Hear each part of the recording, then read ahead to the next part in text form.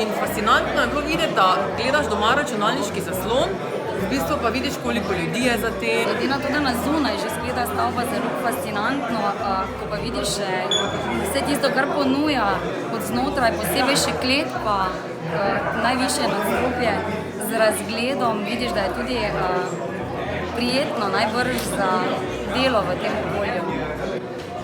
Zelo zanimivo, vidiš vse, sistemski prostor, tudi pogostitev je bila, lahko smo igrali igrice, računalniški sobi.